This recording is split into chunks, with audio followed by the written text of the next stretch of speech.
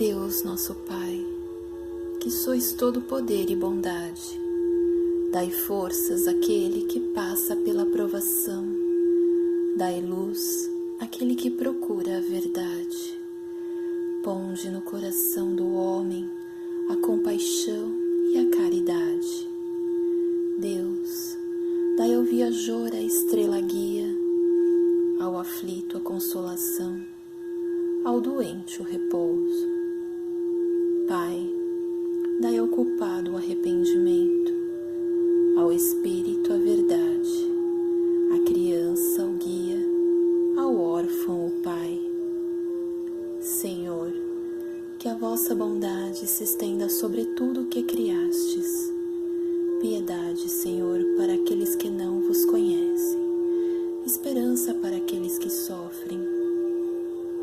Que a vossa bondade permita aos Espíritos Consoladores derramarem por toda a parte a paz, a esperança e a fé. Deus, um raio, uma faísca do vosso divino amor pode abrasar a terra.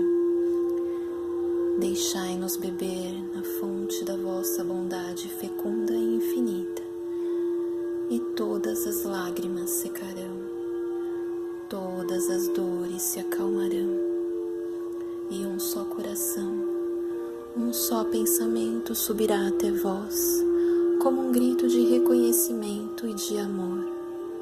Como Moisés sobre a montanha, nós vos esperamos de braços abertos, ó poder, ó bondade, ó perfeição, e queremos de alguma forma merecer a vossa misericórdia. Deus, dai-nos a força de ajudar o progresso, a fim de subirmos até vós. Dai-nos a caridade pura, dai-nos a fé e a razão. Dai-nos a simplicidade, que fará das nossas almas o espelho onde se refletirá a vossa divina imagem.